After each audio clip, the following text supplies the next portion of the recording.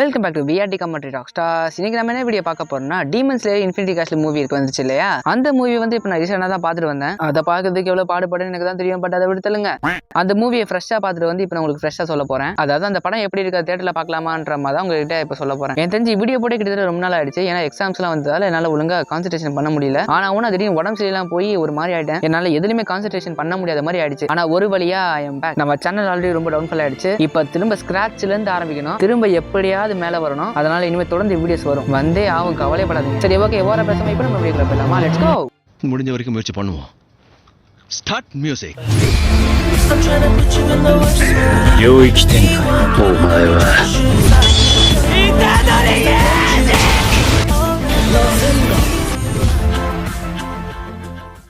Open பண்ணா first நம்ம இந்த படத்தோட அனிமேஷனை பத்தி பார்ப்போம். அனிமேல டீமன் ஸ்லேயர்னாலே அனிமேஷன் தான், அனிமேஷனாலே டீமன் ஸ்லேயர் தான். அனிமேஷன்ற பேரை கொண்டு வந்தாலே கண்டிப்பா டீமன் ஸ்லேயர் தான் நமக்கு மைண்ட் கிட்ட பக்காவா ஞாபகம் வரும். ஏன்னா படத்துல அனிமேஷன் அந்த அளவுக்கு கொளுத்திருப்பானுங்க. நீங்க டீமன் ஸ்லேயர் அனிமேவா சீசன் 1ல இருந்து பாத்தீங்கன்னா தெரிஞ்சிருக்கும். ஒவ்வொரு சீசன்லயும் அப்படியே ஒரு அனிமேஷன் இன்க்ரீஸ் பண்ணிட்டு போயிட்டே இருப்பானுங்க. அதாவது இந்த அனிமேஷன் குவாலிட்டின்றது அப்படியே இன்க்ரீஸ் பண்ணிட்டு போயிட்டே இருப்பானுங்க. நீங்க ஒவ்வொரு சீசன் திரும்ப உட்காந்து பாத்தீங்கன்னு வச்சுக்கோங்களேன், அப்ப அந்த அனிமேஷன் குவாலிட்டியோட டிஃபரன்ஸ் உங்களுக்கு தெரியும். ஏன்னா நான் திரும்ப ரீவாட்ச் பண்ணேன், அதனால எனக்கு டிஃபரன்ஸ் தெரிஞ்சது. நீங்களும் ரீவாட்ச் பண்ணீங்கன்னா கண்டிப்பா உங்களுக்கு தெரியும். டீமன் ஸ்லேயர்ல இதுக்கு முன்னாடி வந்த எல்லா சீசன்ஸும் இருக்குல்ல, மற்ற சீசன்ஸ்ல உள்ள எல்லா அனிமேஷனை விட இந்த இன்ஃபினிட்டி கேஸ்டில் மூவில வந்து பயங்கரமா அனிமேஷன் பண்ணிருக்காங்க. அனிமேஷன் விஎஃப்எக்ஸ் அப்படியே மேக்ஸ் லெவல்ல கொண்டு போய் வேற லெவல்ல அடிச்சு தெறிக்க விட்டுருக்கானுங்க. நீங்க போன்ல பார்த்தா கூட தெரியும் எந்த அளவுக்கு அனிமேஷன் இம்ப்ரூவ் பண்ணிருக்காங்கன்னு. ஆனா என்ன கேட்டா நீங்க தியேட்டருக்கு தான் போக சொல்லுவேன். ஏன்னா அவ்வளவு பயங்கரமா அருமையா அனிமேஷன் பண்ணிருந்தாங்க. அப்படிப்பட்ட அனிமேஷன்லாம் கண்டிப்பா நம்ம தியேட்டர்ல தான் பார்த்து ஆகணும். ஆனா காசுலாம் என்கிட்ட கேட்காதீங்க, தியேட்டருக்கு போ நீ யாரா காசு கொடுப்பாலாம் கேட்காதீங்க. காசுலாம் நீங்க கணிச்சில வரும், அதுல உட்காந்து பாருங்க, இல்ல இதுலயே போய் பாருங்க. காசு இருந்தா மட்டும் தியேட்டருக்கு போங்க, இல்லனா வெயிட்லயே உட்காருங்கப்பா. நான் ஒன்னும் சொல்லல. ஓகே, அனிமேஷன் பயங்கரமா இருந்துச்சு. ஓகே, நம்ம அனிமேஷனை பத்தி பேசாச்சு. இப்ப நம்ம அடுத்து என்ன பத்தி பேச போறோம்னா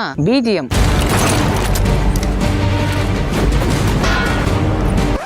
ஹலோ பிஜிஎம்ஐ இல்ல, பிஜிஎம் பேக்ரவுண்ட் மியூசிக். இப்ப தெளிவா கேக்குதா? ஏன்னா ஒரு சில பேருக்கு நான் பிஜிஎம் சொன்னா பிஜிஎம்ஐன்னு கேக்குதான், அதனாலதான் தெளிவா ஃபுல் ஃபார்ம்ல சொல்றேன். ஓகே, இந்த படத்துல பிஜிஎம் வந்து உண்மையில நல்லா இருந்துச்சு. அதுவும் கூஸ்பம்ஸான சீன்லாம் அதை பிளஸ் பண்ற மாதிரி கூஸ்பம்ஸான இந்த மியூசிக்லாம் போடுவானுங்க பாருங்க, பேக்ரவுண்ட் மியூசிக்லாம் ஐயோ ஃபுல் அடிச்சு சத்தியமா. அனிமேஷன்ல அனிமையும் சூப்பரா இருக்கும், அந்த என்ட்ரியும் பயங்கரமா இருக்கும். அதுக்கப்புறம் இந்த பிஜிஎம் சேர்த்து கலந்து அடிச்சு கொய்யால பா என்னமா பண்ணிட்டானுங்க, சத்தியமா வேற லெவல்ல இருந்துச்சு பிஜிஎம். முடிஞ்சா தியேட்டருக்கு போங்க, எல்லாம் வீட்லயே உட்காருங்க, நான் ஒன்னும் சொல்லல. அப்புறம் நான் இதுல முக்கியமான ஒரு பிஜிஎம் மிஸ் பண்ணேன். அது என்ன பிஜிஎம்னா அது இதுதான்.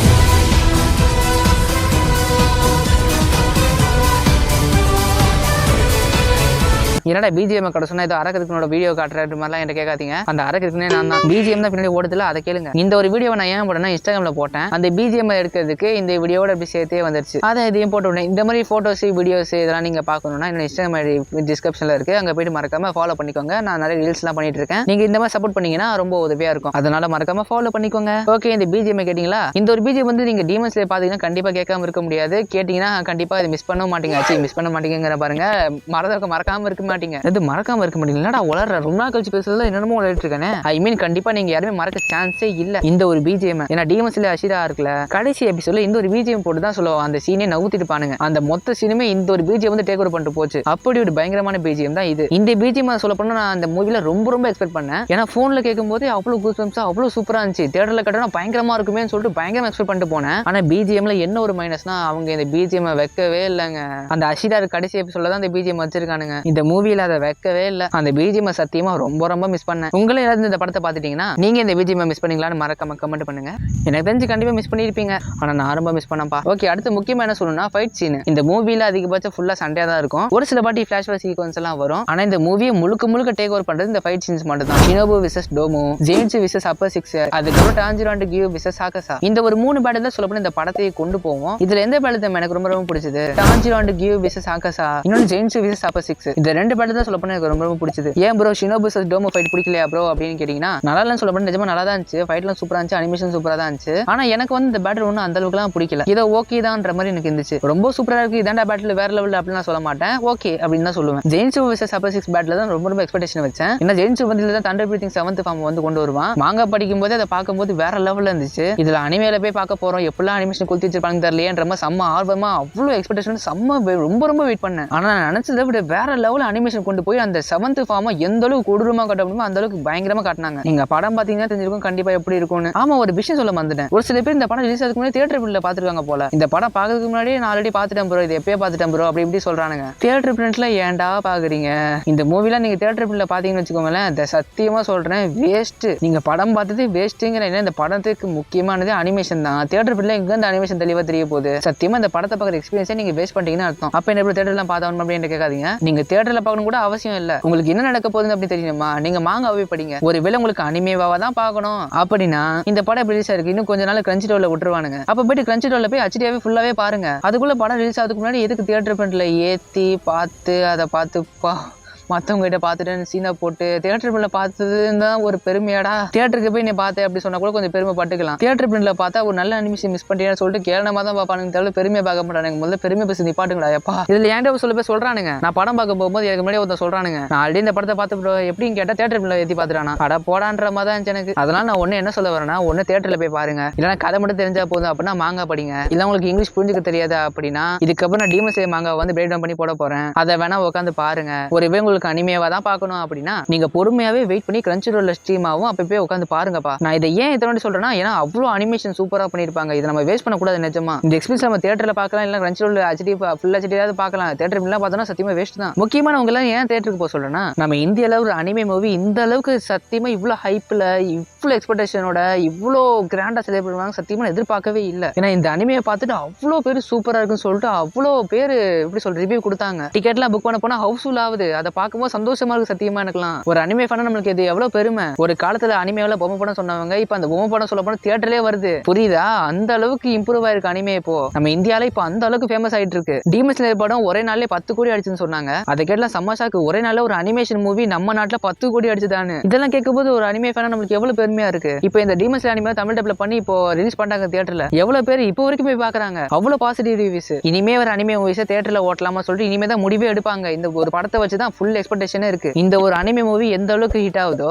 அதை வச்சுதான் இனிமே வர அனிமே மூவில தியேட்டர் ரிலீஸ் பண்ணுவாங்களா மாட்டாங்களான்னு சொல்லிட்டு ஒரு முடிவு எடுப்பாங்க. இப்போ நம்ம இந்தியால டீமன் ஸ்லேயர் பண்ண ஹிட் தாங்க. நிறைய பேருக்கு தெரிஞ்சு போச்சு. எனக்கு தெரிஞ்சு இப்போ இந்த டீமன் ஸ்லேயரோட இந்த ஒரு வெற்றியை வந்து கண்டிப்பா இதுக்கப்புறம் நிறைய அனிமே மூவி வந்து நம்ம தியேட்டர்ல ரிலீஸ் பண்ணுவாங்க. ஃபர்ஸ்ட்லாம் சென்னையில மட்டும் தான் ஓட்டுறாங்க இந்த மாதிரி கேள்விப்பட்டேன் அனிமே மூவி எல்லாம். ஏன்னா இப்போ வந்து எங்க ஊர் பக்கத்துலயே ஓட்ட ஆரம்பிச்சிட்டாங்கன்னு நினைக்கும் போது ரொம்ப பெருமையா இருக்கு எனக்குலாம். அந்த அளவுக்கு ஆல் ஓவரா இந்த படத்தை வந்து கவர் பண்றாங்க நிறைய தியேட்டர்ஸ்ல. இந்த அனிமே வந்து இவ்வளவு கலெக்ஷன் அடிக்கும் போது நீங்க இந்த பார்த்து டிக்கெட் எல்லாம் புக் பண்ணி நீங்க தியேட்டருக்கு போய் பாத்தீங்கன்னு வச்சுக்கோங்களேன், இன்னும் எப்படி சொல்றது கலெக்ஷன் இம்ப்ரூவ் ஆகும். அதுக்கப்புறம் இந்த மாதிரி நிறைய அனிமே மூவிஸ் வந்து தியேட்டர் கொண்டு வருவாங்க. அதுதான் நான் இவ்வளவு நேரம் கத்திக்கிட்டு இருக்கேன். அதனால முடிஞ்ச அனிமே தியேட்டர்ல பாருங்க, இல்லைன்னா அட்லீஸ்ட் கிரன்ச்சி ரோல்லையாவது சப்ஸ்கிரிப்ஷன் போட்டு போய் பாருங்க. ஆனா தயவுசெய்து தியேட்டர் பிரிண்ட்ல உட்காந்து பாத்துறாதீங்க, வேஸ்ட். ஓகே, இதை பத்தியே சொல்ல போனா பேசியாச்சு. இப்போ நம்ம அடுத்த படத்துக்கிட்டே போயிருவோம். இந்த படத்துல ஜென்சு கேரக்டர் இருக்கு இல்லையா, அந்த ஜென்சு கேரக்டருக்கு சொல்ல போனா ஏகப்பட்ட எக்ஸ்பெக்டேஷன். எதுக்கு இவ்வளவு எக்ஸ்பெக்டேஷன்? வேற என்ன, தண்டர் பிரீத்திங் 7th ஃபார்ம் தான். நான் போன தியேட்டர்ல எல்லாரும் அதுக்கு ஜெயின்சு தான் கத்தி இருந்தானுங்க. ஏய், இந்த படத்தோட ஹீரோ வந்து தாஞ்சிரோடா, நீங்க என்னடா எல்லாம் ஜெயின்சுன்னே சொல்லிருக்கீங்க சொல்லி செம்ம சிரிப்பு எனக்கு தியேட்டர்ல. எவனை பார்த்தாலும் எப்படா ஜெயின்சு வருவான்ற மாதிரி அழையிட்டு இருக்கானுங்க. ஜெயின்சு அந்த 7th ஃபார்ம் யூஸ் பண்ண உடனே தியேட்டர்ல சும்மா விசில் பறக்குது கொய்யால. ஏன் நான் கூட என்ன அறியாம ஆட்டோமேட்டிக்கா கத்திட்டேன். அந்த ஒரு சீன் வந்து அந்த அளவுக்கு ஒரு இம்பாக்ட் கொடுத்துச்சு தியேட்டர்ல. அதை பார்க்கும்போது